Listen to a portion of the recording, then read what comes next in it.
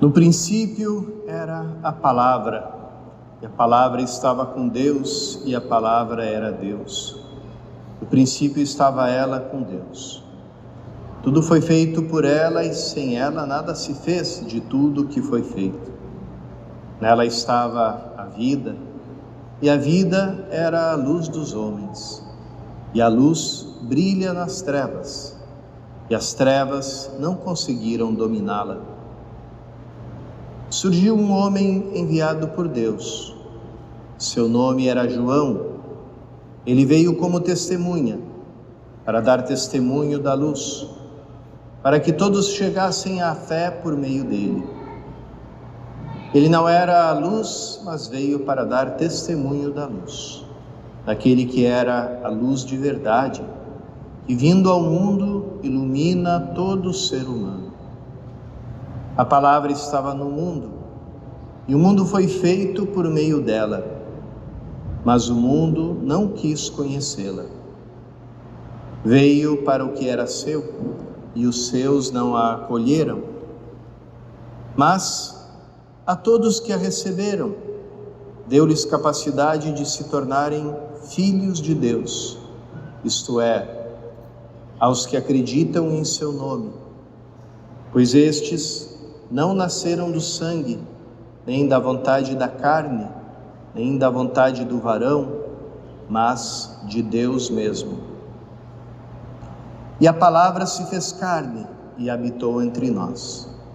E nós contemplamos a sua glória, glória que recebe do Pai como Filho unigênito, cheio de graça e de verdade.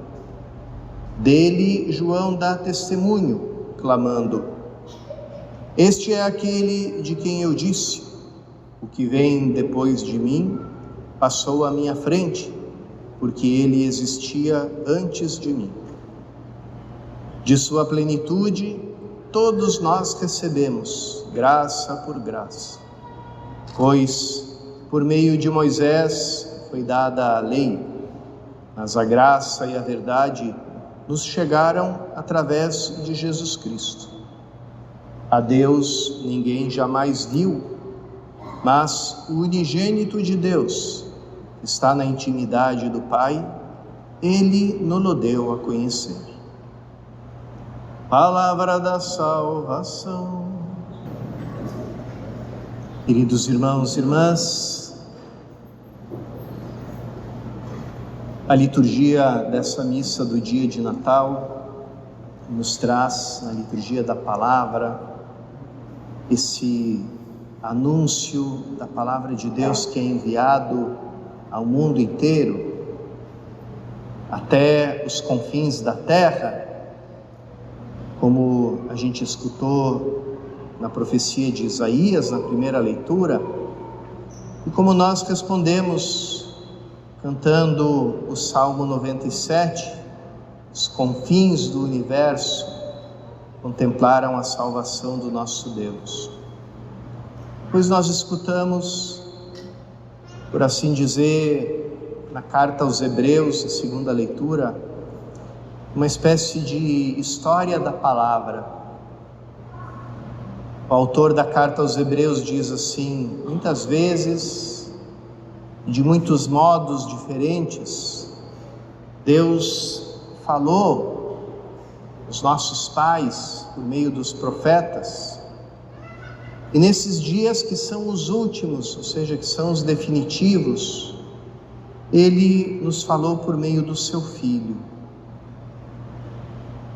Cristo, a última palavra, a palavra definitiva, completa, total, perfeita do Pai a nós. Na missa a gente tem também, por assim dizer, a gente refaz esse caminho, essa história da palavra. Nós começamos a missa com a liturgia da palavra, né? As duas partes da missa, a liturgia da palavra, a liturgia eucarística. A primeira parte da missa é toda concentrada nesse lugar aqui, o ambão, o lugar onde se proclama a palavra de Deus enviada por nós, revelada a nós pelos profetas, para aqueles que Deus nomeou, que Ele escolheu, que Ele enviou para anunciarem a salvação. E depois vem a segunda parte da missa, a liturgia eucarística, cujo centro é o altar. E ali é a própria palavra viva do Pai, de Jesus Cristo, que se torna presente na Eucaristia e que já não nos fala com muitas palavras, mas fala com a sua presença e de uma forma muito especial, com a sua ação, com o seu modo de se comportar, porque se a gente prestar atenção, qual é o modo de se comportar da Eucaristia?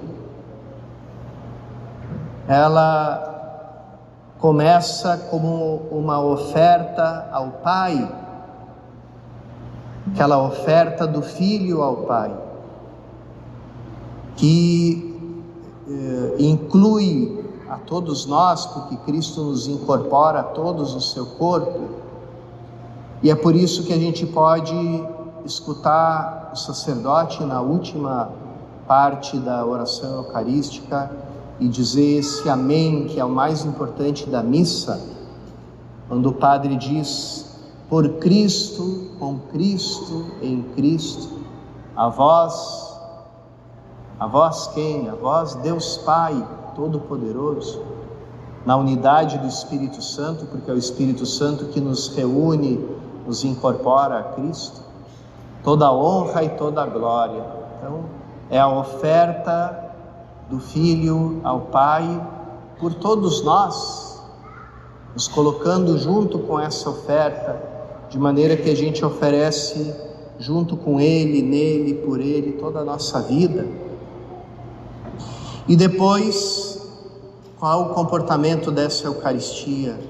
A entrega, se entrega em alimento, na forma sacramental, no gesto sacramental da alimentação, porque é o alimento que nos dá a vida, que constitui o nosso corpo, que faz o nosso corpo crescer, viver, se curar, né? Então, dessa forma sacramental, Cristo se manifesta a nós. Eu sou a tua vida, eu sou o teu alimento de vida eterna, eu sou o pão vivo. Todos os outros alimentos que você come estão mortos. Esse é o único que é vivo. Então aqui é a única mesa onde você não alimenta a tua morte, mas alimenta a vida que nenhuma morte é capaz de tirar, a vida eterna. Esse é o alimento. Então, essa é a palavra definitiva de Deus para nós.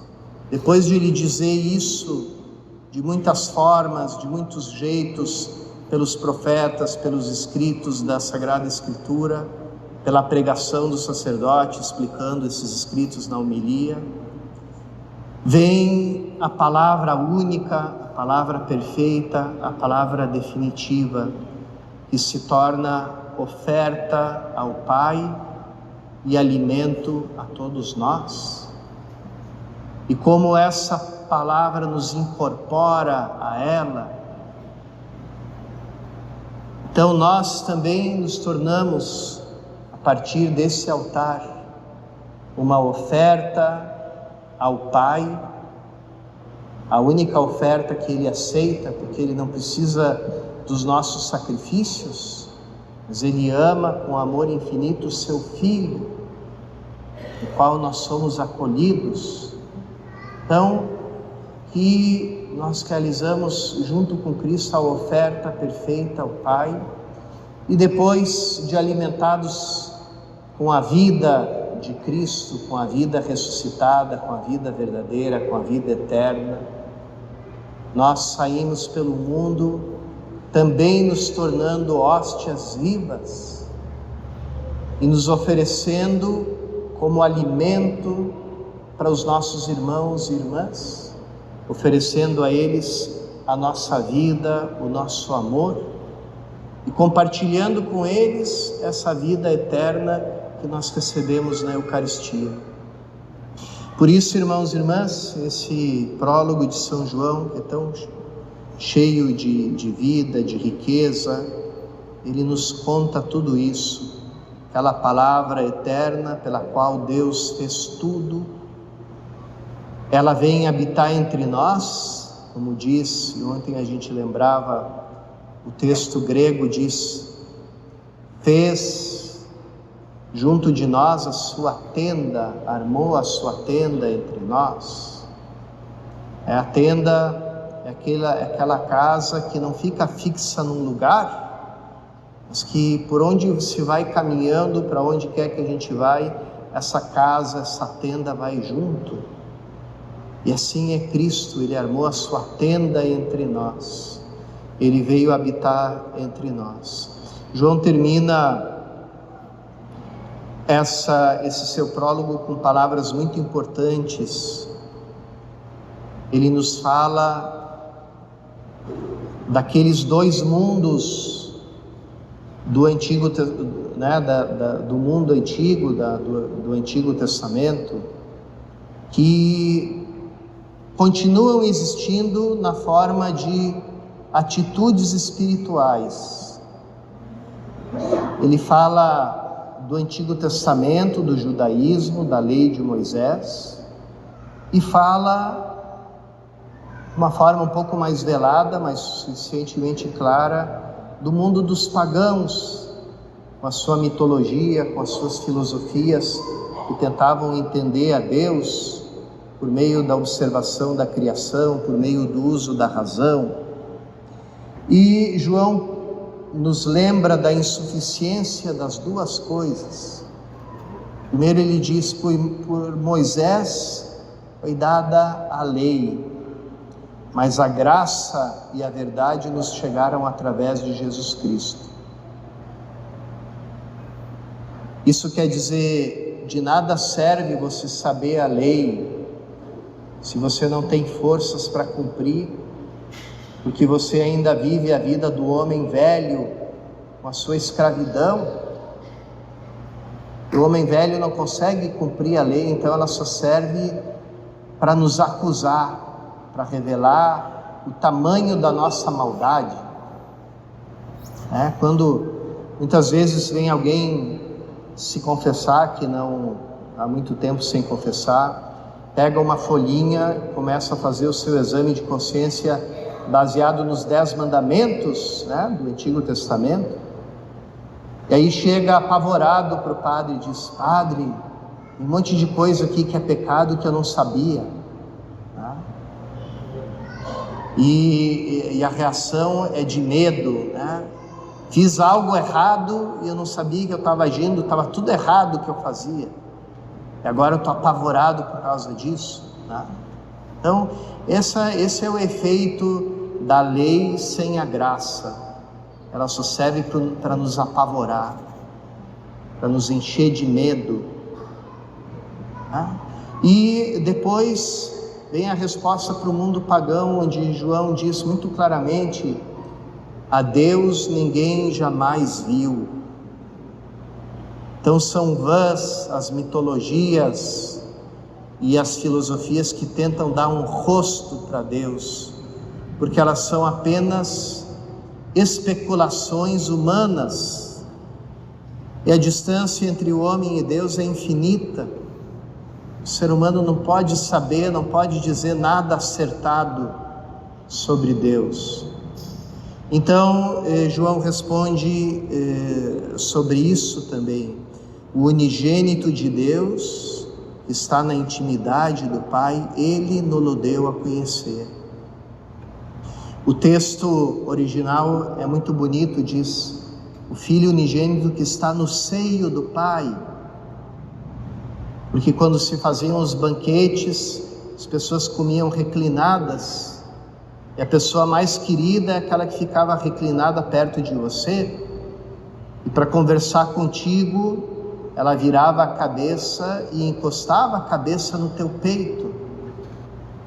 Como depois o próprio João vai contar que ele fez na última ceia. Então, esse é o voltar-se para o seio do outro, voltar-se para o peito do outro. Então, o filho muito querido, que compartilha tudo com o pai,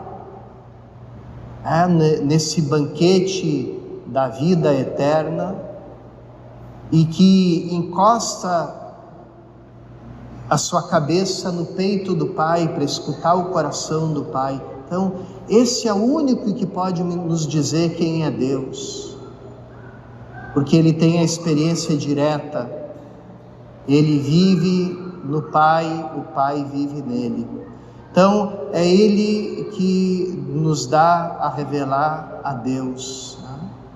Lembro, há muitos anos, li um livro que me impactou muito, de um jornalista italiano, que fez uma investigação sobre Jesus histórico, um livro chamado Hipóteses sobre Jesus, e ele termina esse livro aderindo à fé, ele começa a sua investigação ainda descrente e termina aderindo à fé, e no fim ele diz assim: o único Deus que me convence é o Deus de Jesus Cristo.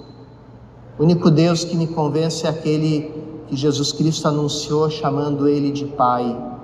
Esse é o Deus que me convence. Então, irmãos e irmãs, essa é a alegria do nosso Natal, o grande motivo de alegria. A gente escutar sobre Deus, da própria palavra eterna de Deus, que criou todas as coisas e veio fazer a sua morada entre nós. E se a gente acolher essa palavra definitiva, perfeita, final do Pai, que é Jesus Cristo, nós nos tornamos também capazes de nos tornarmos filhos de Deus e nascermos de novo, não da carne nem do sangue, mas de Deus. E que essa, irmãos e irmãs, seja a nossa alegria nesse tempo do Santo Natal.